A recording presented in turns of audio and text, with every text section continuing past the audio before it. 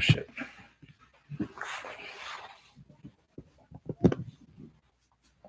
All right, let's set this up. So we're. Remember last time how the words were all messed up on the screen? When you watch it, actually it goes back, right? Mm-hmm. Okay, I was all messed up. I don't know how this is gonna work. Oh my god! No! As soon as I go live, that's what happens. Holy shit, that was scary. All right. It's kind of difficult to, maybe if I move it back.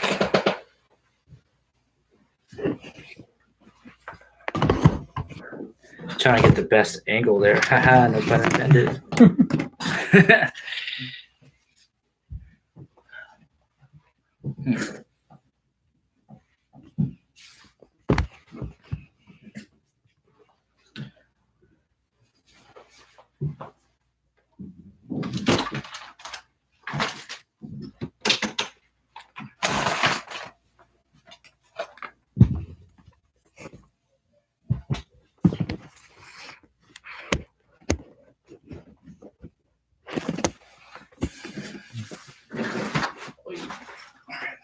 This.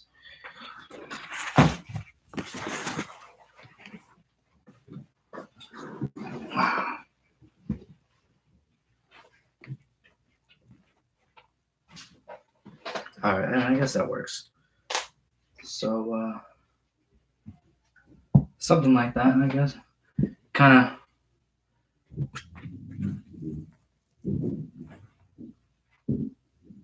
I guess that works now because we'll have the logo. Cool. All right, so we're live now, despite our little mishap here. What's up, Angle fans? Welcome to The Angle, the live pre-show for Clash of Champions going down tonight at 7 p.m. on the WWE Network. I am your host, Joey Carney, returning back to The Angle for the second time. Fellow broadcast partner, whatever you want to call it, Bobby Thompson. He's here to give his intake or his take on Clash of Champions tonight. So let's jump into what's going down tonight. Absolutely. I can't wait. Let's get started. So the first match that we're going to be talking about is the Cruiserweight Championship match between the Cruiserweight Champion, Drew Gulak. I'm trying to figure out what happened here. Technical difficulties. It's all the time. I might need your help here again. Yeah, no problem. It's going great.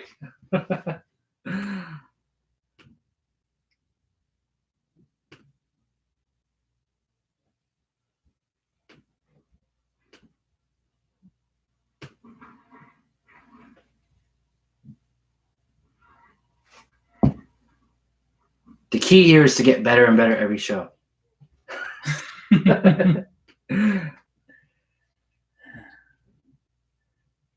I'll just drag that to the other side. I have to reopen it. Oh, really? Yeah. I don't know where it went.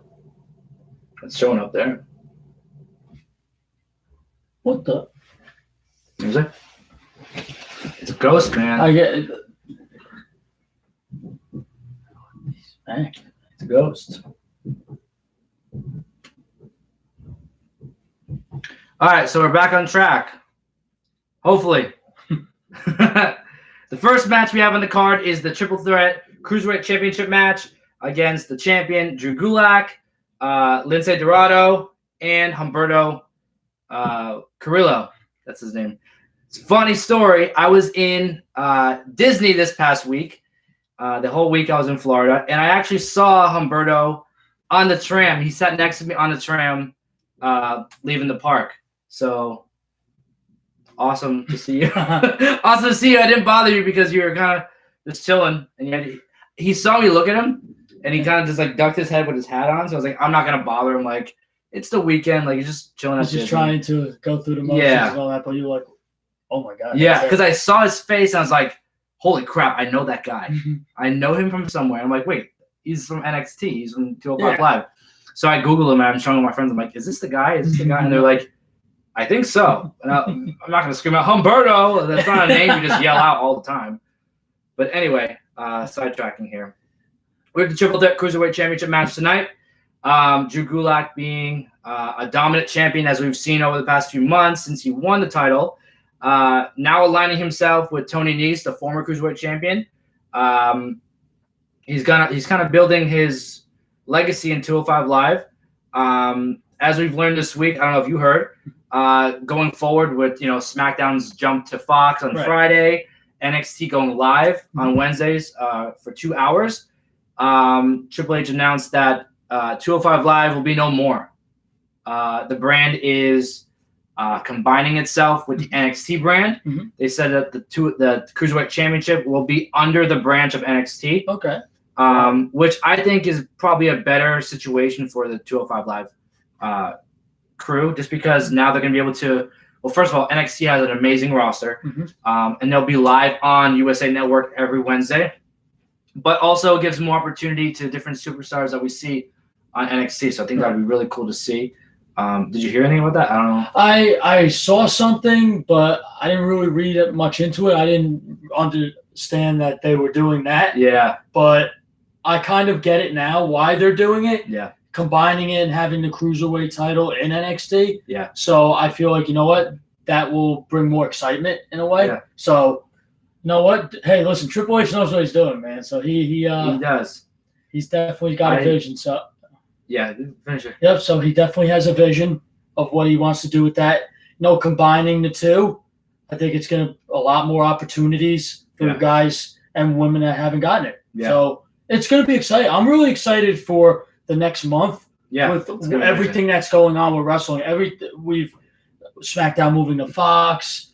NXT going to USA now. We don't have to watch it on the network. Yeah. We could watch it on TV. It's everything's getting better, I feel. We have AEW starting in October. Exactly. Going head to head with NXT. Pro wrestling is just getting better and better, and I love every second of it. And we got big news from TNA Impact that they're going to a different channel and they're rebranding themselves.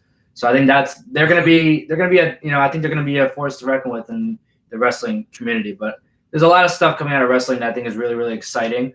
Not only for fans, but I think people within those businesses, in those companies, but also like people who don't know anything about wrestling, seeing like these fans being really excited and seeing obviously you see all these commercials being run. You have TNT with AEW on USA. You have NXT commercials. Like people are starting to ask more questions about professional wrestling, and I think that is the first step to making it bigger than what it already is.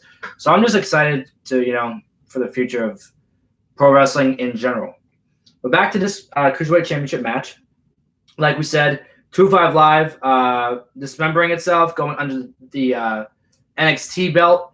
But quick fall back to that. I think the Cruiserweight Championship title in the division being under NXT, not only going live, but I think that it creates more prestige for the title being listed as an NXT title. You see the worth of the NXT titles now. Some may say they're more prestigious than the WWE main roster titles just because of the matches and the quality of the superstars that hold those titles. So I think 205 Live dismembering, although I love the concept 205 Live, I think it was like brilliant title and whatever. I think that it's definitely going to be beneficial for them to go to NXT. But back to this match for like the 20th time already. My pick to win this match, I think that Drew Gulak is going to retain the title. I think he's just on too good of a hot streak right now. He's looking too strong. I'm going with Drew Gulak. What do you think of this? You know what? I'm going to surprise you. I'm going to go with Humberto. Really? Yeah, I am. I could. You know what? He's rising quickly. Yes, so he is. Be. And you know what? You seeing him in Florida, that's a good omen. So you know what? I could see him getting that title, putting it over his shoulder. It's funny. That's gonna be like karma to me because I'm gonna be like, I'm just gonna leave him alone, and then like the next few days he's gonna win the Cruiserweight Championship, and I'm like, damn it, I should have said hi to that guy. I'd be like, good luck. I can see you win the title. Yeah. Yeah. So like I said, my pick to win is Drew Gulak. I think he's gonna retain the Cruiserweight Championship tonight at Clash of Champions. I'm not sure if that's gonna be on the pre-show because the pre-show starts at 6, so I'm not really sure if that match would be on the pre-show. Usually it is. So Drew Gulak better retain that title so I can have higher ratio here. The next match on the card is the women's tag team championship match. Surprise storyline that we saw, unfold over the last few weeks. We saw Nikki Cross and Alexa Bliss kind of going back and forth with a bunch of different teams. They've beaten every other team, and I say that because when they won the titles, there was like that huge women's match that Mandy and Sonya were a part of. They were obviously eliminated, but this is a really big match to keep your eye on because if Sonya and Mandy don't win, there's no other women's tag team on the roster for Alexa and Nikki to defend against and who they haven't beaten already, which kind of makes it like boring in a way. There's boring. No competition. There's no competition, and I think that's a big thing that I don't know if they thought about it when they created the women's tag titles, but there's also a lot of women on the roster who are not being utilized. You can put Naomi and Natalya as a team together. I agree. I agree 100%. I think Dana Brooke doesn't get her due diligence. We saw them at Raw. With her and Sarah Logan. Yeah. And then I'm really big on the Iconics. I think they're what everybody wants to see. Not only are they extremely entertaining, but they're hilarious. I love I love the theme song. I love their gimmick. I love everything about them. Peyton Royce and Billie Kay are what tag team is all about. They are the epitome of what a great tag team is. They bring everything to the table. They don't really have that much star power as Sasha Banks and Bayley did, but they also bring it with – the one thing with WWE, you got to have charisma, and I feel like they have the full package. They do. They have the looks. They have – the in-ring ability is getting there. Watching their matches, you know what, sometimes I think they're good, wrestlers, I think, but there are much better women wrestlers better than them, but they're getting better. But on the mic, in my opinion, I don't think anybody's better than them. I really don't. Well, I think the big difference between them and the other tag teams is that they are genuinely a tag team. Right. They started they were obviously singles competitors when they started, but very fast after their debuts, they were put together. Obviously, being best friends from Australia, as young kids, but they probably have the best tag team dynamic out of all the tag team, in the women's division. Right. I don't know why they're not being pushed. I think that they're very popular. Their music hits. You hear that Iconic, the crowd goes wild. Yep. We were there this past Monday at Madison Square Garden. Bobby and I attended Monday Night Raw. I'm wearing my Stone Cold shirt that I bought there. I got the same one. The New York Stone Cold shirt. Pretty awesome show. But before Raw started, we had WWE main event. They taped main event, and it was the Iconics versus Sarah Logan and Dana Brooke. Going back to your point on Dana Brooke, like you said, she can put her with Sarah Logan. Exactly. People are obviously tuning in to watch main event, have them go up against each other. What better way is to, kind of do what they did with Cesaro and Sheamus back in the day. Exactly. They have the best of 7 or, they've been going on for weeks. Now put them together and see what happens. Yeah. It's never I wish they would, put back together the Riot Squad. Yeah, I agree. I think that they were way better as that unit. But Liv Morgan's on SmackDown doing her own thing wherever she comes back. But Ruby Riott is obviously injured, so Sarah Logan needs some sort of storyline. But I think right now with Sarah Logan, put them as a tag team.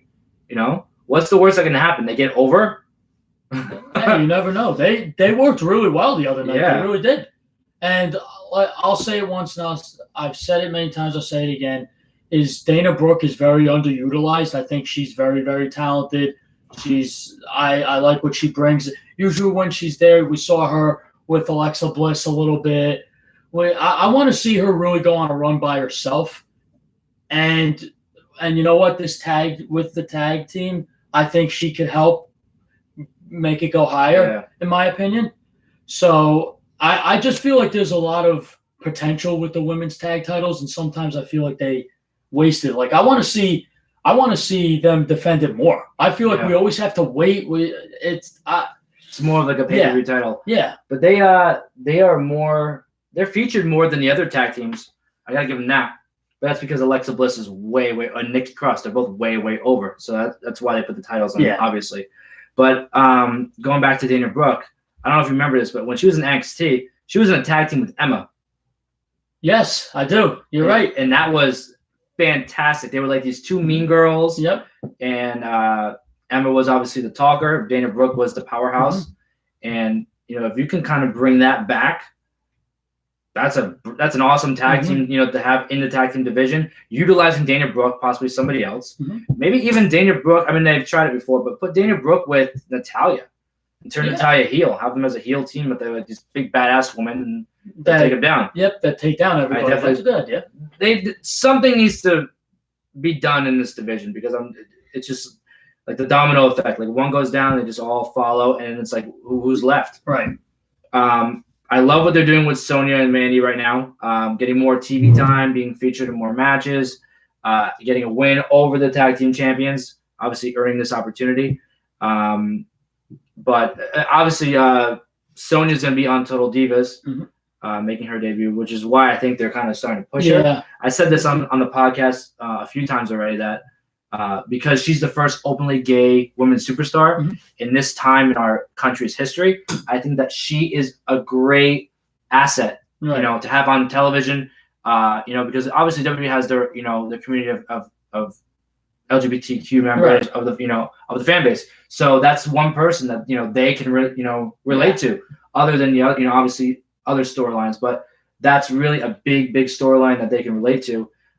Especially being on live TV, on reality TV with Total Divas. I think that it's only a matter of time before they win tonight or she gets some sort of push by herself, which I think wouldn't necessarily be the best thing right now. Because they need, obviously women tag teams. But my pick tonight, honestly, I would love to see Mandy and Sonya take the titles. But if I'm following WWE's creative genetic crap that they come up with, Alexa Bliss and Nikki Cross are going to retain. So I'm going to have to go with Alexa Bliss and Nikki Cross retaining. It's happening again. Well, what I'm going to go with is I'm going to go with Mandy Rose and Sonya Deville winning the titles. I think that those two could really bring something to the tag titles. I want to see something different, and this is something different.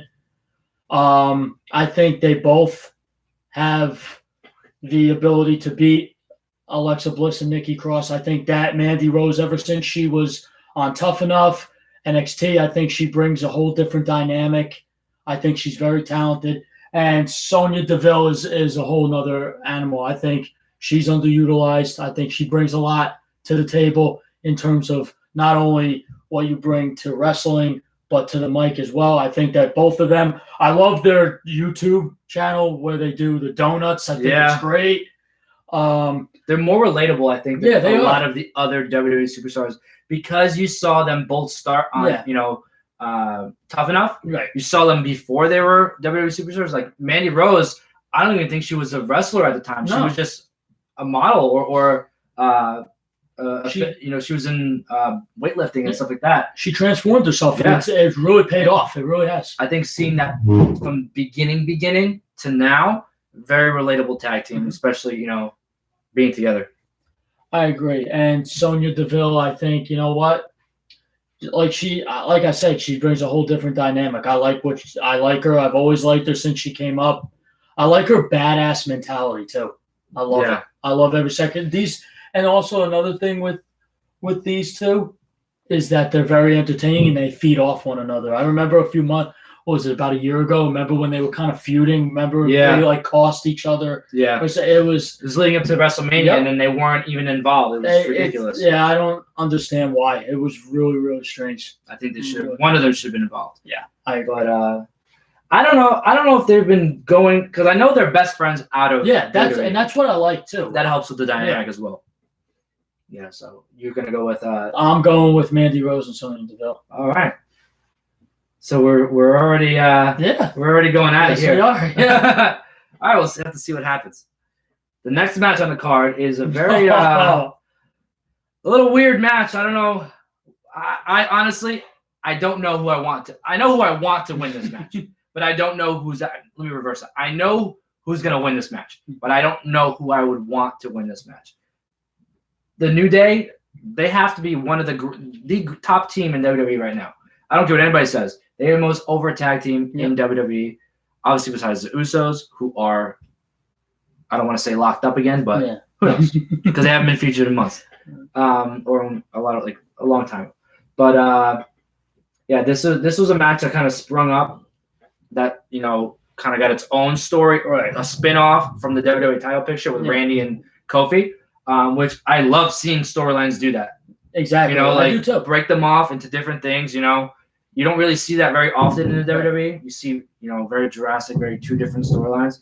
But seeing them as the tag team champions, having Kofi as the WWE champion, it kind of puts a huge target on them. So to see them, do their own thing and sort of say, because you don't really see Kofi involved in their matches, right? And Kofi's been coming out by himself lately, right? So they're kind of, I don't know if they're not splitting up the New Day, but they're definitely distancing them, for the benefit of the storyline. So what are you thinking? What are you thinking with this? Well, I agree with you 100% about the New Day. They are definitely the top tag team in wrestling right now. Yeah, and rightfully so, especially since everything they bring to the table. The three of them. Big E, Kofi, and Xavier bring a whole different dynamic. They are entertaining, they're great in the ring, and they all work great together. And I'm glad they didn't break them up because there was rumors that they were going to break them up at WrestleMania. Thank God they didn't. It was great. It's eventually coming. I know it's coming, and I think we're going to have to embrace it. It's going to be really weird. What do you think it's going to be? It's going to make the turn. Is it going to be Xavier or is it going to be Big E? You know what? I think it's going to be. I think with this, I think back to the Shield because I'm going to be honest. Exactly. That's what I was going with the question. Back then, when Seth Rollins turned, I didn't think it was going to be him. I thought it was going to be Roman. I really did. I thought it was going to be Roman turning on them being the guy, but it was Seth. I'm going to go with this. It's him. I think Xavier. I could see him going heel. I could see him really turning the tables and him getting like a singles push maybe. I don't think he's WWE Championship material yet, but I think he could be like a United States champion, Intercontinental champion. I could see him like that, but if between the three of them, it's definitely not going to be Kofi. Definitely not. Big E, you know what? Just looking at this picture makes me laugh. His face. You know what? Because he used to be heel. For those of you who don't remember, when he was with AJ and Dolph Ziggler, he was good as a heel too. But you know what? I just think that they need to go a different direction. Like people would expect that. They're not going to expect it from Xavier. Yeah. And if you think about all the big, groups that they've ever, had, if you think about as a unit, I don't want to say the weakest link of the group, but the one that you could say that in third place out of the three. Yeah. Obviously, it would be Xavier in this situation. 100%. Nothing against that guy. I think he's one of the most entertaining guys. He is. I think he's one of the most successful WWE superstars that we've seen in a long, long time. Right. Not only is he a current WWE champion in the company, not only is he part of the biggest, the most over unit tag team in WWE, the New Day, he also has a very successful YouTube channel with up, down, down. This guy is all over the place. And he's doing media, and he's doing this, and he's just everywhere. So if you're gonna look at overall, this guy's killing it. But like what I was saying with the units and to see how who's gonna whatever. If you look back to NXT, you saw Buddy Murphy, the team he was in NXT with Alexa Bliss. Yep. Who did you think in that group was gonna be the biggest star? In that group, I honestly thought it was gonna be Buddy Murphy. Yeah. Nobody thought Alexa. Nope. And Alexa became the biggest star. She is. Look at the group of Enzo Amore, Big Cass, and Carmella. Who became the biggest star? Carmella. It's always the weakest link in WWE that becomes the biggest star. Exactly. That's a trend that I've caught on to a long, long time ago. With trios, when they eventually break up, or even tag teams, it's always the one in the group that seems like the weakest link that becomes the biggest star. Go back to the Nexus. Who is the weakest link in the new Nexus? Opposed from Michael Tarvar, or whatever his name is. Daniel Bryan was the weakest link. Right. And Daniel Bryan became the biggest star of that. Of one of the biggest stars of our time. Oh, yeah. So it's always the weakest link that, I don't want to say weakest link, but it's always the person at the end of the line who gets that big push towards the front. Right. So in this case, I think you're right with Xavier. I think Xavier can benefit the most. Right. But I think it's going to be Big E. It has to be Big E. You can't have Xavier turn on Big E. They're just the size difference is just too unrealistic to have. What are you going to have him beat him down with a chair like Seth did? It's too unrealistic. But I could definitely see some sort of split coming. But I don't know. It's going to be weird. It's going to be back to this match. We're leaving out the big part of the match, which was the revival. And, going from the tag team division of Raw, switching over to the Smackdown tag division. I don't know if they're listed as Smackdown superstars, but they are on a roll right now being with Randy Orton. I don't know if they are a unit officially, but they should be because they are great. I agree. I think that Randy's aggressiveness and that that viper that comes out of him mixes with their badass attitude and all fist mentality. I think it dwells really, really well together. I agree. I think that the Randy Orton teaming with those two, that's a match made in heaven for that. I really do. Yeah. But I'll tell you with this, they're extremely successful because it seems to me every time they hold the titles, they hold it for quite a bit. They'll lose it, give it 2 or 3 weeks, and then they'll win it back again and hold it for another couple of months. They're just always there. They're long-term superstars. They're just long-term. They hold those titles for a long time. They're always in the picture. Yep. And you know what? I'm going to tell you this. I'm going with them to win it tonight. You want the revival? Yeah, I am. All right. I could see them. I want the revival to win because I feel like the tag team division on SmackDown kind of slowed down.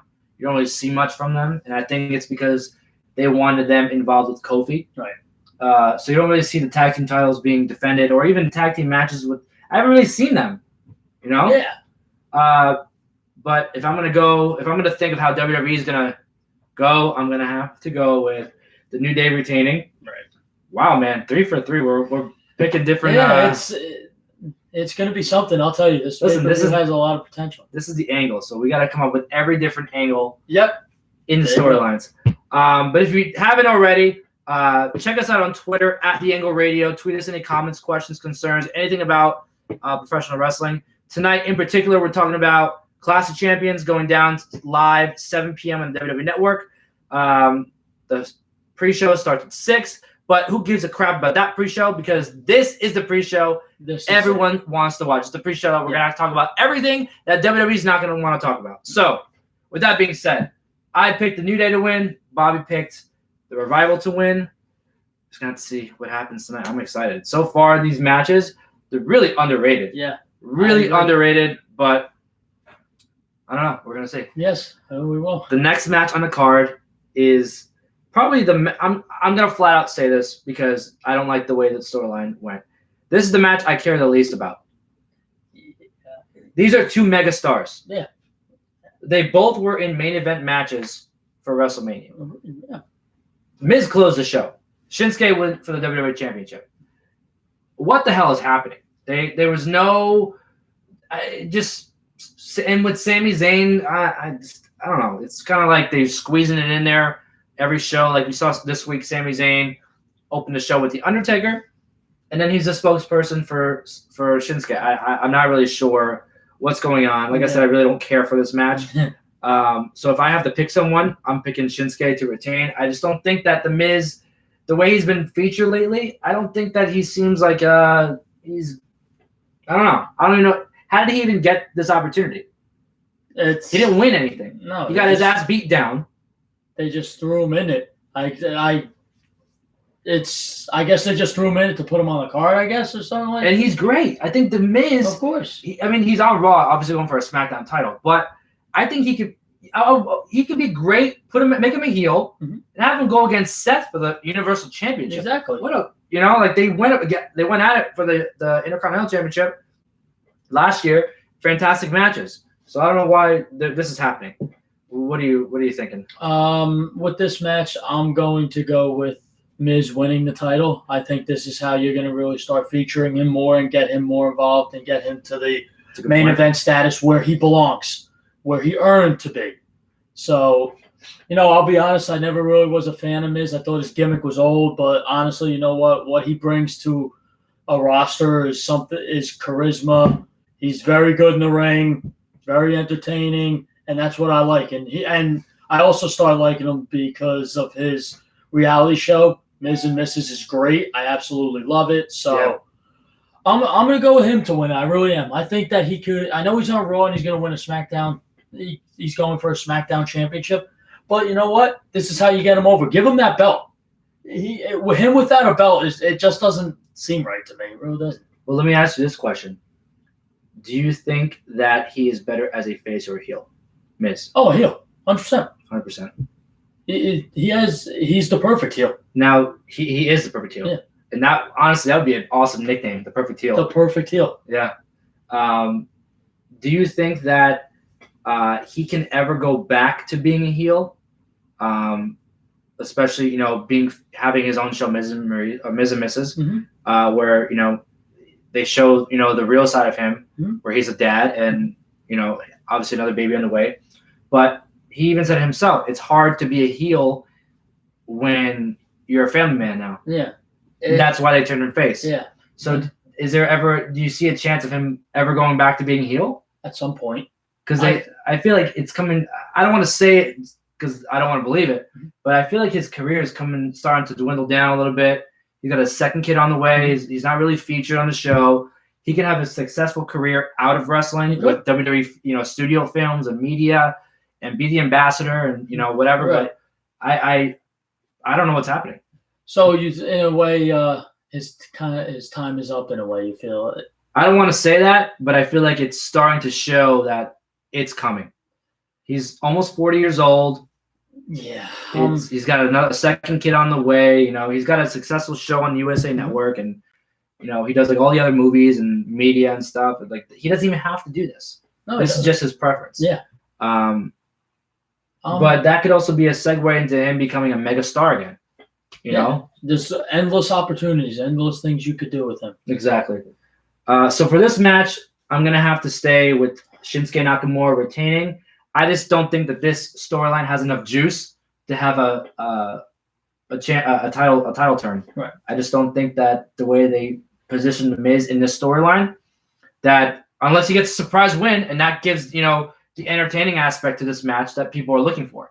But if I know WWE, this is going to be a pay-per-view where we see if any title changes, very minimal title changes. But I think everybody's going to retain their titles. So this match, I'm going with Shinsuke Nakamura. What are you thinking? It's a good prediction. I'm still going to ride with the Miz.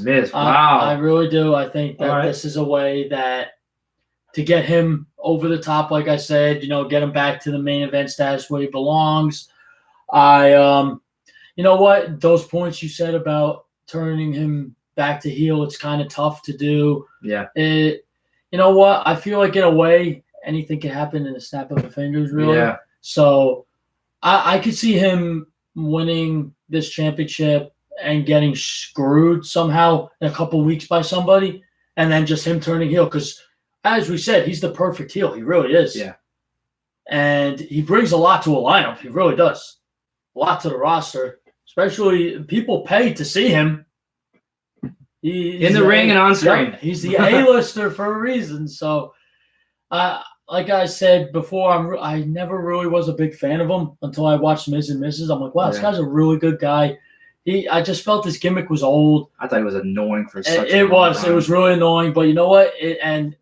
What's great? Him and Maurice, when Maurice is on, they're like perfect for one another. It's like both of their characters fit each other. Like that whole marriage is just perfect. Yeah. Everything with that is just gold. Pure gold. Another thing too that I think we're both forgetting in this storyline, because the promo photo doesn't have it featured.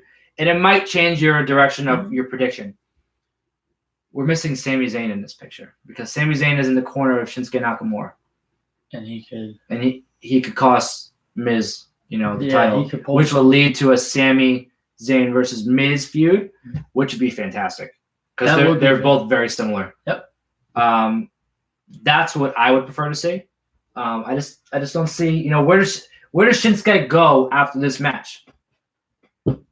It's really weird. Honestly, I don't know how you go from main eventing WrestleMania and then after you just fall off the face of the earth. I don't understand. I never hear about him anymore. Never. No. I don't know what's going on. What And he's one of the best, superstars. Yeah, I think on the brand.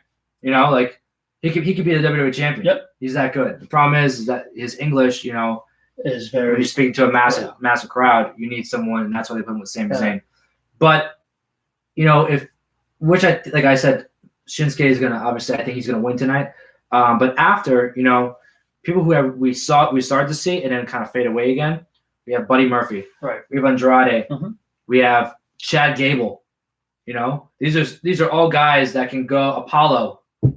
All guys that can step up for this title. So that's why I think that Shinsuke is going to retain and maybe give some new opportunities for SmackDown superstars. So I'm going for the Angle's going for Shinsuke Nakamura. Bobby, you're going for Miz? Yep. All right, let's see. Let's see what's going to happen. But before we go any further, you could tweet us at The Angle Radio on Twitter. Any questions, comments, concerns, we're going to give away some prizes. I have some I was going to say Miz. We have some Angle merchandise here. We have some mugs in case your throat gets really, really dry from talking about wrestling for that long like us. And I have some Angle shirts. We have some Angle crew shirts, some Angle shirts just with the logo on the back. They do say we want more, meaning that we want more from wrestling, we want more from WWE. I wore it to Raw at Madison Square Garden. Got some pictures with it. I thought it was a dope-ass shirt. It was. It is. And people were looking and like... Yeah, and I got some followers. And by the way, I just have to point this out. I was live tweeting in the crowd the entire night at Monday Night Raw. Bobby saw me. We had a video go viral. I don't know how many views it has right now, but the last I saw it was like 13,000 views. It went crazy. The Angle's video went viral. It went absolutely crazy. It was like 100 and something retweets, like almost 200 likes, and that's we're looking for that kind of exposure. So that was pretty cool to see. Yeah, it was. Monday Night Raw. But before we go any further, I do want to go live on Instagram. I have my phone here. We're going to go live on Instagram, and we're going to be live on YouTube at the same time. We're going to try this out for the first time, see how this goes. So let's do it. All right, Angle fans, your host, Joey Carney here. We are live for the pre-show for Clash of Champions going down at 7 p.m. tonight on the WWE Network. I'm here with my co-host for tonight, Bobby Thompson from GNT Sports Talk. What's going on, guys? Happy to be here. Awesome. So right now we're just going over some of the matches tonight. The next match we're going to be talking about is the United States Championship match between AJ Styles and Cedric Alexander. Yeah. This is going to be a great match. We saw it, come to be on Monday Night Raw. Obviously, we were both there. Yep. But AJ kind of getting in the face of Cedric. Cedric in that 5-on-5 main event. Cedric hitting the lumbar check. Boom, 1, 2, 3, pinning AJ. Mm-hmm.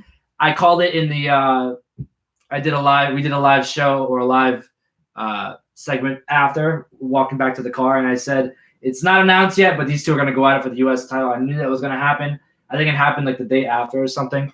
But yeah, this is the match tonight, the United States Championship match between AJ Styles, the United States Champion, taking on the challenger, Cedric Alexander. It's going to be a fantastic match. Probably one of the matches that could steal the show. What are your thoughts on this, Bobby? Well, I agree with you. It could definitely steal the show.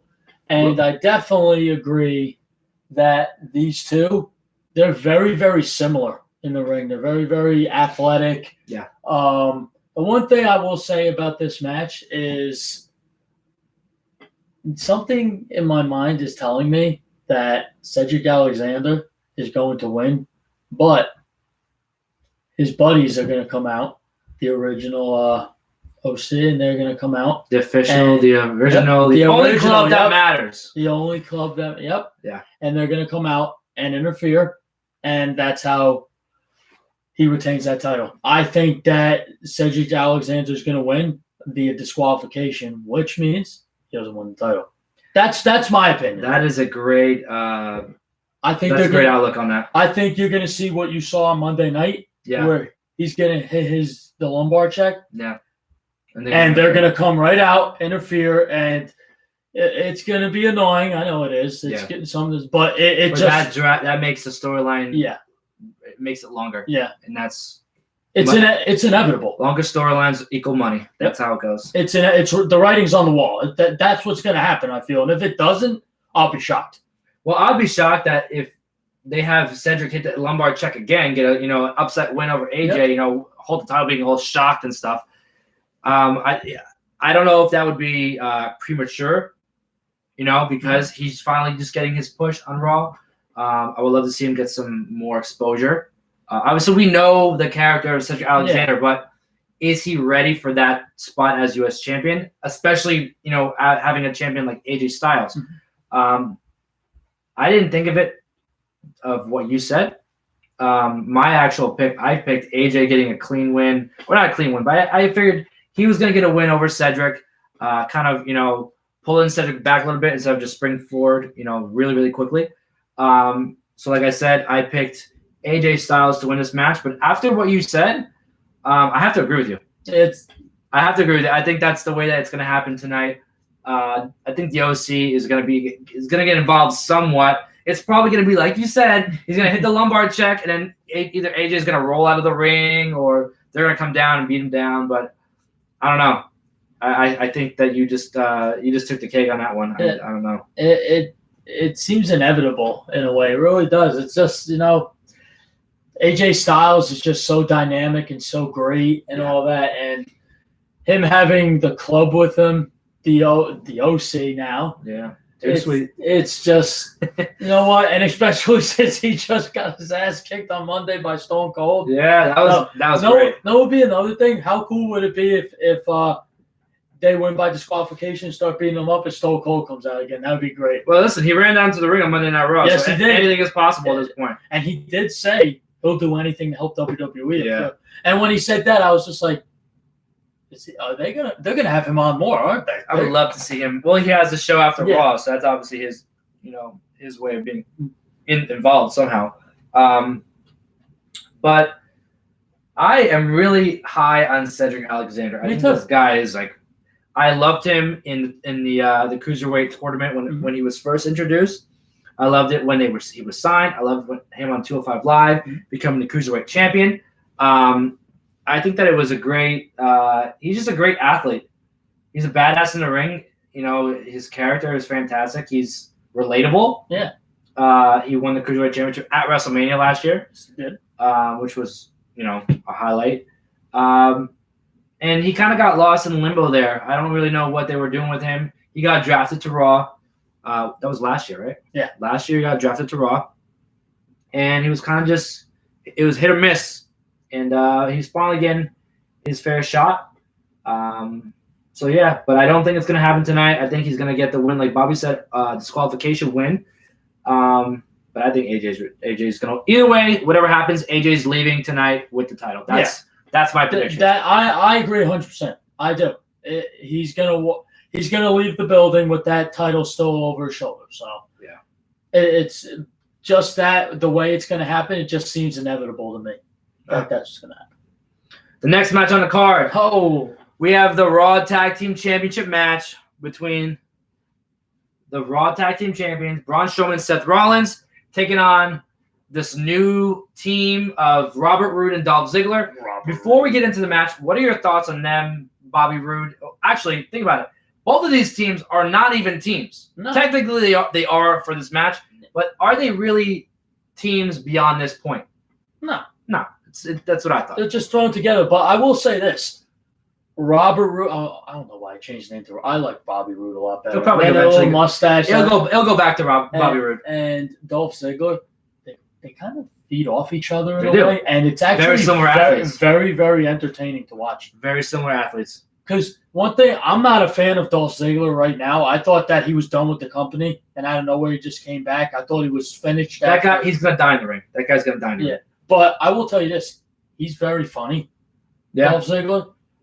Robert Roode is charismatic. Yeah. I love the Glorious. I wish on Monday they really had him do the real full entrance where they had the lights go off. Yeah. I didn't like that. I love the It was quick. They were running out of time. Yeah. That was the only issue. But with this match, being that they're not tag teams, it's very difficult to say who's going to win. If you look at individual characters, obviously, they're the most over, but overall, they're the better duo. I think that Ziggler is fantastic in the ring. Rude is fantastic in the ring. But the reasoning for this is because they want Rude. I don't know if it's Heyman or someone in the back is high on Rude right now. They want to, make him a top superstar. So what better way, if you think about it, long term, put him with Ziggler. Let Ziggler make him look like a freaking star. Yeah. Put him in the title match. I don't think they're winning tonight. I would be shocked if they did. But let me ask you a question. Do you think this match is going to happen first? Or do you think the Universal Championship is going to happen first? I think this is going to happen first. I agree. I think that this match will happen first. I think there's going to be some controversy in this match between these two. Yeah. I think you're going to see what you saw on Monday night. Yeah. Remember Seth pushed into him. Yep. I think you're going to see something like that. And then, not going to lie, I could see them. It's hard to disagree with you for this one. I'm going to have to agree with you. I think that Seth and Braun retain those titles, but I don't know. I get this gut feeling that I'm going to go with Braun. After they win, he's going to beat the crap out of Seth. So he's a little worn out for their match for the title. I see something happening like what happened on Monday's Raw. Robert Roode or Ziggler kind of, instigating an argument between them two. Yeah. They're going to retain the title somehow. Either Seth's going to be thrown on to Braun or something. Braun's going to go fucking ape shit. And he's going to destroy everybody in the ring. Mm-hmm. He's going to get the win for the team. And then he's going to either attack Rollins or Rollins going to attack him. Something's going to happen. I was saying previously on the show that there could be some sort of heel turn. I don't think there's going to be a heel turn, to be honest, after what we saw over the last few weeks. I don't think there's going to be a heel turn. I think it's going to be some sort of miscommunication. One of them are going to get, mad from this match. Braun, it's probably going to be Braun. He's going to beat the crap out of Seth, which leads to the main event. Now they can have that match. The animosity really shows. Exactly. So I think that's kind of like where they're going with this storyline. But I think after this, they're going to go their separate ways. And Robert Roode's already, put on a pedestal being with Ziggler. So the Angle thinks that it's going to be Seth and Braun taking away this win. I agree with you. It's hard to disagree with you on this one. Yeah. I think I agree with you. After tonight, they're going to go on their separate ways. I agree. Yeah. But tonight is a Seth Rollins night. I feel like every pay-per-view is a Seth Rollins. Yeah, well, that's becoming a problem. The fans are starting to turn on him. Yeah, they are. Yeah, it's starting to be like a Roman Reigns type of thing. They're starting to boom. Yeah. And I really like him too. So, speaking of the guy they boost more than anything. Speaking of Roman Reigns, what a call. You think he called his name. Roman versus Eric Rowan. It's Rowan versus Roman. Roman versus Rowan. Say that 10 times. Cannot do it. Absolutely not. I'm not even going to attempt it. I'm not going to embarrass myself on 2 live streams. Okay. So this match, obviously months in the making. It should have happened last month at SummerSlam. Way too long of a storyline. And I say it like this. I said it on the show. If someone tries to run you over with a car, and someone comes up to you and says, I know who did it, but I'm not going to tell you till next week. What are you going to do? I'm gonna do whatever I can to try to find out who did it. Exactly. I also said, why aren't they making this realistic? Why are there not cops there? Doing an investigation every week. That's how you build up the storyline. Cops investigating, interviewing different superstars to make you think that, oh my God, maybe it was that guy. Maybe it was her. Maybe it could have been her. And sorry to interrupt you, buddy. And you know what? That's a really good idea. And then what they could have did is they could have had to end the show at the main event is the investigation closes and the police tell you live who did it. Yeah, imagine it's Breezango doing the investigation. Right? It's their first big case. So let's see. Official Prince Sean says, what's up? What's up? What's up, man? This match is way it's just gone on for way too long. I don't know if it was supposed to be Brian. I don't know if it was supposed to be Rowan. I didn't expect to see Rowan getting this big of an opportunity. Right. But at the end of the day, I'm finally ready to see this storyline end. I was thinking that one of the two were going to get a win. I was thinking maybe Roman's going to get a clean win over Rowan because obviously Roman's been getting his ass beat the last few weeks. But they want to make him a star, so he might have to get the win. But the underlying factor here is Daniel Bryan. Does Daniel Bryan interfere to cost Rowan, or does he interfere to cost Roman? Because right now he's a heel, but he got beat down by him. So I don't know if it's going to come out that if they were in cahoots together. Excuse me. But I don't know. I'm very confused, and I don't really care anymore. Yeah, it's kind of dragging on in a way. So who do you think is going to take this win? You know what? I'm going to have to go with Roman. I really am. I think Roman's going to beat the crap out of Rowan. I think it's not going to be pretty. I don't see this match going on very long. I have to agree. But I will say this. I do think Daniel Bryan comes out. He's definitely getting involved. And I think he's going to hit both. He's going to go after both of them, I feel. I could see him doing something to get back at getting slammed through a table by Rowan. Yeah. And he wants to get back at Roman Reigns for that nasty spear he got a couple weeks ago, definitely. Yeah, but then does Bryan go face? You gotta, in a way, you know what? I don't like him as a heel. I think you got to bring him back his face. I miss the yes chance. I miss it. All that. I don't think it's gonna come back. You don't think so? I don't think it's gonna come back. They killed it, and I just don't think it's gonna come back. But if he does go face, which he might have to, because with SmackDown going to Fox, they need some big talent. Yeah. Daniel Bryan as a face, huge draw. So that might be the way to go. But overall, this is just one of those matches that I'm going to get a drink. I'm going to use the restroom. I'm going to go see what's going on my phone. And I don't care for this match. That's where you check the football scores. Exactly. See your Patriots. Yeah. All right. This match is the one I'm looking forward to. The WWE Championship match between Kofi Kingston and Randy Orton. Really don't need to say much about this. We know it's been going on for months now.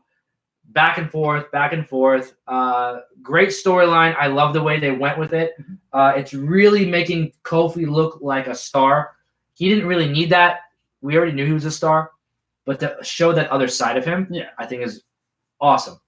What we saw on Tuesday this week, kind of reenacting their what happened last time they were at Madison Square Garden 10 years ago. Kofi jumping off, the stairs, putting Orton to a table. Really cool. Reminiscing on that. But who do you think is taking this one? What do you think is going to happen? Well, these two have some sort of history, don't they? Going back years. Yeah. So 10 years. 10 years, yeah. And they always have great matches, and I think this is going to be another great one. I'm going to tell you this. I think Randy Orton's going to dominate a lot of this match, but I think Kofi still retains. I think you got to ride Kofi Mania for as long as you can. WWE has this invisible thing that I don't know what it's called, but they do this thing where the week before the pay-per-view, whoever gets the upper hand usually loses. You know, catch on to look at it as time goes on for the next event. This week we saw Kofi put Randy Orton to the table. He got the upper hand. Maybe tonight we see a title change. Kofi's getting a little stale as champion. I think there needs to, especially going to Fox. Yeah. We need some. They need somebody. You know what? I understand that. Yeah. With that being said, the angle I'm gonna have to go with a new WWE champion. I think tonight Randy Orton gets it done finally. Was he going to be a 15-time, 14-time world champion? He's up there. He's one of the best ever. I think Randy Orton takes the title tonight. I think it's time for Kofi to take a back seat for once. How many RKO out of nowhere is he going to hit? I think it's going to be one. Just one deadly one. It's going to take one. And you know what? Actually, no, I'm going to say two. Two? I think he's going to get one, and then he's going to set him up for another one, and he's going to put him down.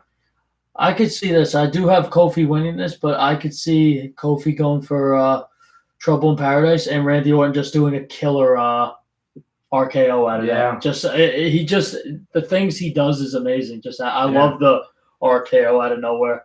I love it. All right, so who are you going with? I'm going with Kofi. Kofi? I'm gonna go with Kofi. All right. Yeah. The angle's going with Randy Orton, and Bobby Thompson is going with Kofi Kingston. Oh, Woo! I finally got my voice back. I could do it. Woo! You couldn't do it at the show. No, I couldn't. It really bothered me too. Well, let me ask you, I had no voice. How many times was I doing it? A lot. I was doing it like and you know what? 10 minutes straight. I couldn't stop. You know what? That's the fun of it too. That's what brings out. I loved it too. Yeah. I couldn't get it. I couldn't do it. I had no voice. Oh, I hate it. Still bothers me. All right, so next we have the SmackDown Live Women's Championship match between the SmackDown Live Women's Champion Bayley taking on the Queen, Charlotte Flair. Big match tonight. We knew it was going to be a big match, but over recent weeks we saw a heel turn. I don't know if it's a full heel turn from Bayley, but we saw a heel turn from Bayley. From what we saw on Raw, I saw Charlotte being a face. Yeah, so did I. Yeah. I don't know if she's gonna stay like that. From what we saw on SmackDown Live, she kind of played a mixture of a heel and a face. But this match, although is going to be a fantastic match, and there's so much to talk about, it's clear as day who's going to win. And I'm going to have to say it's going to be Bayley.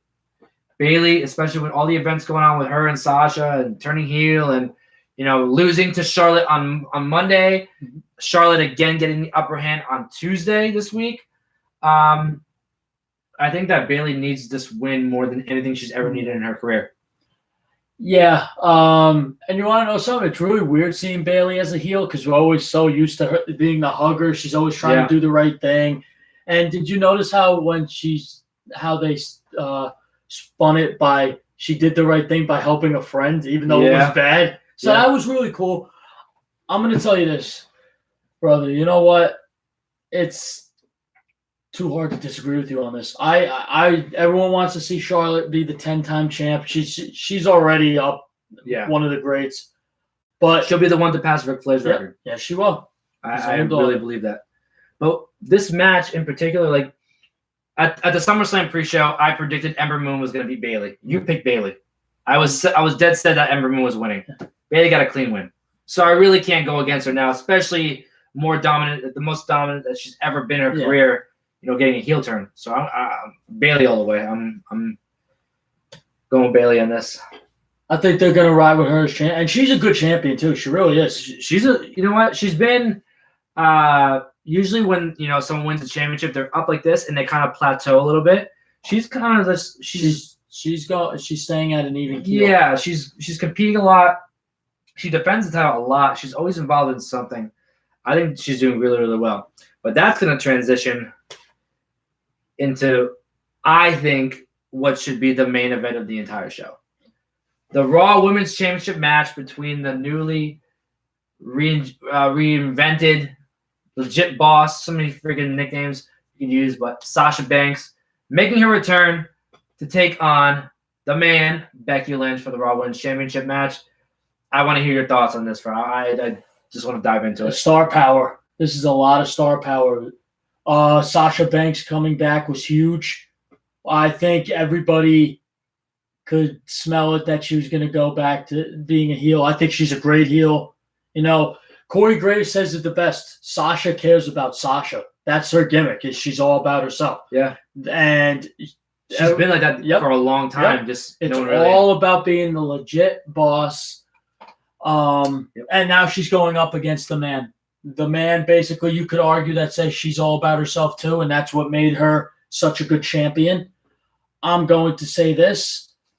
Tonight's match is going to be so epic. It's going to be, in my opinion, this has WrestleMania type written all over. Oh, absolutely. This is a WrestleMania match. These two could close out WrestleMania just by themselves. They have that much star power. I'm going to tell you this. You're going to see, I'm feeling this. I'm coming up with a lot of stuff tonight. Yeah, man. I love this. You're going to see Miss Bayley come on out here. You think so? And she's going to interrupt, and then you're going to see Charlotte come out and try to. So you're going to see at the end something happen. And here's where I'm going to go with this. I think that Sasha Banks is going to put on the bank statement, and Becky's just about to tap, and then you're going to hear Charlotte's music come out. That's what I think. Then she's going to hit the disarm her, and you're going to hear Bayley come out, and then it's going to be a huge fight. Yeah. And then the upper hand goes to the man. You got to keep, in my opinion, Really? Becky Lynch. Yeah, I'm going to keep riding Becky Lynch. Wow. It's really tough because you know what? Sasha's on such a high being back. It's really tough to go for to go against Sasha Banks. I'm going with Becky Lynch. I'm all for the man. I just see her keep holding this title for quite some time. Well, now you got my mind going. Going back to your point of Bayley and Charlotte getting involved. It depends on which match goes down first. I think that Bayley and Charlotte is going to happen first, and then this is going to be towards the end of the show. But I do agree that I think we're going to see some involvement. Being that Bayley is considered a heel now, Charlotte is a heel. I think that you're going to see Bayley attempt to help out Sasha, which is going to lead to Charlotte coming out. And I think that Charlotte is just going to play in that heel role and, surprise everybody once again. I don't think she's going to help Becky. She's going to pretend she's going to help Becky, and then they're going to try to take her out. And I think she's just going to be like, you know what? You're on your own. And she's going to leave Becky to the Wolves. But I think tonight, my opinion, I think Sasha's walking out the new Raw Women's Champion. I think that I love Becky Lynch. I love the man gimmick. It's my favorite thing going into WWE today. But she's just gotten a little bit stale. She's gotten stale. She hasn't had any real competition. Her last feud one-on-one was Natalya at SummerSlam, and that was literally nothing. It was like a 2 or 3 week thing. The build-up, the first promo they had between each other was freaking unbelievable. I was excited for the match, and it kind of faded away, and it was the first match on the card at SummerSlam. Couple minute match. And it's like a snoozer. Yeah, and Natalya tapped in her home. It was just unbelievable. Before that, she was with Lacey Evans, and that was with Seth and Baron. So there hasn't really been another one-on-one. Even when she was feuding with Ronda Rousey, like Charlotte was involved. Becky has not been involved in a one-on-one storyline like this in over a year. So I like your point. I do. So I think that this is the first time we're actually seeing a one-on-one match with Becky that's, worth, like watching and being a main event match. I don't know. And I think that just because that has all happened, it's nothing to do with her. It's WWE creative. Right. But because that's happened, she's got a little stale. Yeah, she's still the top, the top man in WWE. But I think something needs to happen, like Sasha winning the title, to kind of give her back that, refuel the engine. But like I said, I think Sasha's walking out the new Raw Women's Champion tonight. I think by how she came back and the way she's been going, I think that there's no other way to do it. So since she's been back, she has been on a roll, I'll tell you that. Yeah. She has been on a roll. And it would be funny if she wins the title with the blue hair and the red belt. Yeah. On the blue hair on the red brand. It's something to watch out. But her as champion she's proven it that she could carry the women's division with that belt, definitely. Just like Becky has been doing since WrestleMania. Yeah. That's crazy. Yeah, so I'm going with Sasha. You're going with Becky? Mm-hmm. All right, let's see. We're just going to see what happens. But before that, like I said earlier, I keep saying it, you can tweet us live on Twitter at The Angle Radio. Want to hear your comments, questions, concerns, everything about pro wrestling, everything about Clash of Champions tonight. It's all going down live on the WWE Network at 7 p.m. tonight. We still have some prizes here and stuff like that I want to give away. First thing I want to give away, we have someone who's been commenting, Makeup Girl Racky. I want to congratulate you. You just won an Angle t-shirt. There you go. That's awesome. That was fun. Angle t-shirt. And on the back, like I said, we want more with the Angle Radio. Thank you for involving yourself in the feed. We're going to send that back and that will be sent over to someone. But thank you, Makeup Girl Racky, for chatting with us on the feed. The next match, we have the Universal Championship match. I just lost my train of thought for a second. The Universal Championship match between Braun Strowman and Seth Rollins. What are you thinking? I think You ready for this? Yeah. I've been waiting for this since I got here. Here we go. Okay. Here's how I think this match is going to go. Like we talked about before in the tag match, I feel like Braun is going to beat up. They're going to win. They're going to retain those titles, but Braun's going to really beat them up. And it's really going to be to try to weaken Seth. I think Seth really matches up with Braun really well. I think this match is going to be really interesting. It's going to take a hell of a lot of curb stomps to beat him. I think Seth Rollins is going to do it. And then when he wins the title, those lights are going to flicker. And a certain fiend is going to make his presence well known. I think that, you know what? On Monday night, Firefly Funhouse, which everybody, by the way, that was the loudest I heard it all night. Yeah. That was fantastic. He did say to Braun and Seth, watch your back because I'm watching you. So what better way to get yourself involved than right now? So whoever wins this match, now you're going after one of them. And I think it's going to be Seth and The Fiend. Yeah. The Fiend is going to be in full force at the end of this match. And I really do. I think that's how you get him in it. They've been talking about it. And this whole Fiend thing and Bray Wyatt, the Firefly Funhouse is hilarious. I will give you that. The one that we saw last week, it was really, the best one. It was really funny, just the stuff he was saying and all that. I can't even I keep saying, "Oh, this one was the best one I've ever seen. This one was the best one I've ever seen." Every week it gets better. Just the editing and the storyline behind it. It's more of like a. It messes with your mind a little bit. It's not just in your face. You have to kind of think about it. And it's really, really manipulative, and it shows how really of a sociopath he really is, showing different sides. That he has multiple personalities and things. I just think it's fantastic, something that we've never seen before in the WWE. But let me ask you this: do you think that we're going to see the Fiend come out tonight at the end of the match when there is a set winner, either Braun or Seth? Or do you think that he's going to interfere in the match, ending in a DQ? So at Hell in a Cell, we have a triple threat match for the Universal Championship. You know what? I really didn't think of that, and that actually is much better than what I was thinking. Yeah. Because I could see that too. Like one of them is going for their move, and the lights flicker, and then he beats the crap. I could see that happening, but I also could see one of them winning, and they're up on the top ropes, the lights flicker, and then he hits. Do they even call it Sister Abigail what he does anymore? I don't even know. I don't even know what to call it. But his new move is the Mandible Claw. Well, that's his new finisher. Yeah. And he still does the Sister Abigail. Yeah, I don't know if they're going to call it that. I will tell you this, Bray Wyatt's character, since they fixed it up. I'm going to send this out to make him Iraqi. Yeah. And he got rid of the thick beard. He lost some weight. He's got dreads now. He's with I will tell you this, it makes it scarier for me. Because on Monday night, if you saw the one thing that when we were watching Firefly Funhouse is he's all talking to the puppets. Wowie, yeah, I love it. Yowie, wow. Yeah. Oh, I love it. And then he just out of nowhere just goes, it's genius. The camera goes, he's smiling. When I see that too, I got like goosebumps. I was like, this guy is for real. We were there live, so we know exactly like that crowd. The crowd was.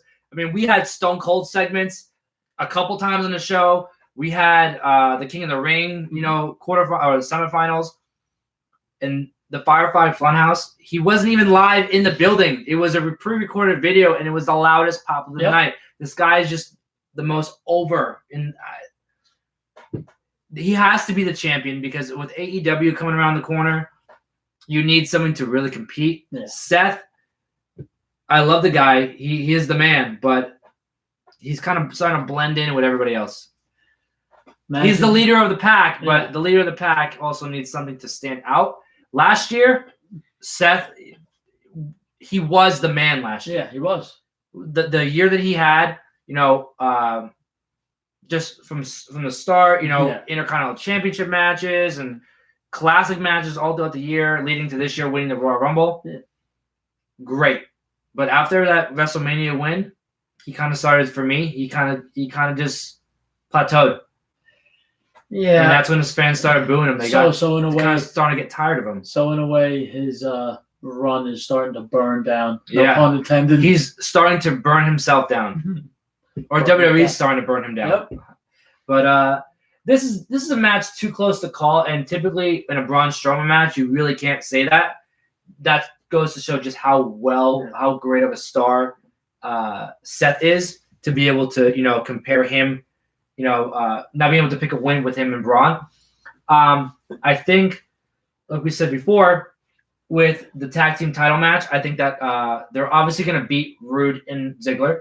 But something like we said is going to happen. Right. Braun's going to get, frustrated because you see that's already happening over the last few weeks that Braun is the one that kind of loses his cool instead of tries to keep it together. Braun's going to, flip out, whatever. He's going to come into this match hot. Yeah.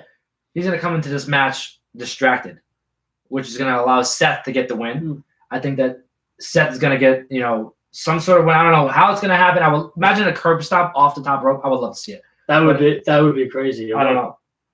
I don't know what's going to happen here, but I do know one thing. Whatever happens tonight, even if Bray Wyatt interferes or something, my prediction is that Seth Rollins is going to walk out the Universal Champion. He has to walk it. It just to have you can't have Braun lose to Bray, right? Especially with how Braun is right now. Mm-hmm. He's just too big of a guy. Have Seth win. Seth looks like, from what we've seen, I think he's on the road to a heel turn. You think so? I think so. I think that he's starting to get booed. They're starting to, kind of get sick and tired of him, which means that maybe, they need to redirect the train because I don't know, I love the guy, but like I said, he's just getting it's getting a little stale. And the same thing that's happening with Becky. Yeah. Becky already plays into that heel persona, so you can't really change her character. Yeah, she does. Seth is just, I don't know. I think that tonight Seth's going to walk out. He's going to lose the title at Hell in a Cell to Bray Wyatt. Fiend. I think I'm going to agree. Seth Rollins wins the title. It's going to be the Fiend versus Seth Rollins at Hell in a Cell. Yeah. And you know what? Maybe we get early prediction. I can see that happening. That he's the guy to take that title away since Lesnar did it. Yeah. I agree. Awesome. Now, there's one more match that I do want to discuss. It wasn't really there was no promo picture for it, which is quite surprising. It's the finals of the King of the Ring tournament. Mm-hmm. Baron Corbin taking on Chad Gable. We've seen this built up over weeks and weeks. One of the best King of the Ring tournaments I've seen, I think, ever. These matches, they weren't just quick matches thrown together. They were strategized. They were they got more time than what we normally saw. Yeah. I've said it on the show every week so far that we've been on that this has been so impressive, giving guys who are not usually utilized an opportunity and them knocking it out of the park. A guy like Chad Gable, a guy like Apollo Crews, Buddy Murphy, even Corbin, who we really haven't seen much of lately, besides this tournament, getting that opportunity and getting an extreme amount of time on the show, either Raw or SmackDown, to do that. So I definitely think that this is a great tournament. The finals tonight, like I said, Chad Gable taking on Baron Corbin. Who do you think is taking the crown tonight? Well, I hate to say it because I'm not a big fan of him at all, but it's Baron Corbin. I think the writing has been on the wall for weeks. I think he's won all big matches. The big match being the triple threat match last Monday against Samoa Joe and who was Ricochet. Ricochet, yes. Sorry, lost my train of thought. Yeah, it's okay. And I also thought it was going to be Ricochet, and Baron Corbin pulled out the victory. You even called it too. You go, yeah, he's winning this now. You know this. During the match, you're like, he's got this, right? Yeah. I knew it was going to happen. I will say this: Baron Corbin's theme song is very catchy. Going to the gym, I've listened to that the past 2 days. It's very catchy. I've been saying on the show for a while now that Corbin is my guy. He's going to win. You want to talk about a guy who could ride the heel wave? Oh, my God. This guy, he can't be a face. He has to be a heel. I see such a difference from when he was here last, from Extreme Rules to now. I hated the guy. Like, I genuinely hated him. Not just as a wrestling character, but I was like, this guy just can't wrestle. Like, He comes out in a suit, like just like shut. And he still does. He just talks so much crap that like nobody cares about. Yeah. He retired Kurt Angle, and that kind of like I didn't sit well with me. And I was like, you know what? I'm just over this guy. And then he had the whole thing with Seth, and that was okay. Yeah. And then he kind of disappeared for a little while. He came back, and dude, his matches have just been incredible. Yeah, Just, they have. you know, he took off that stupid little vest, and he's been really killing it in the ring. You know, longer matches, and he's getting clean wins. And I'm really starting to become a fan of him. You were there when we were live there on Monday Night Raw last week at Madison Square Garden. I jumped on I was so happy when he won. I was like, yeah! I was clapping. You were. So excited. By the way, you can check out the video because I posted that on our Twitter at The Angle Radio. You can actually hear me in the background like, yeah! Like freaking out like when he pinned Samoa Joe.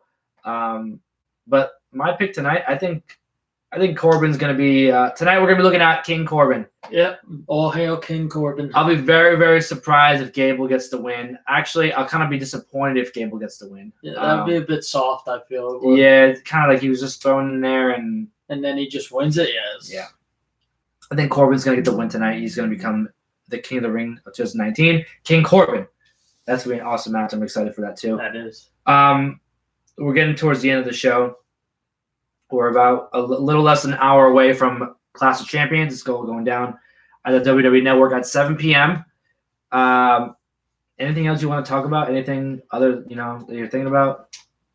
I think that this pay-per-view has a lot more potential than most. I know it's not one of the big four. Yeah. But I think that a lot of these matches have potential. Underrated matches. Yes, they do. Mm-hmm. And I think a lot of these matches you might see down the road too. Yeah. Well, I think tonight, because these matches are underrated and they're a little on the quiet side, there's no one really like going crazy for these matches besides the women's championship matches.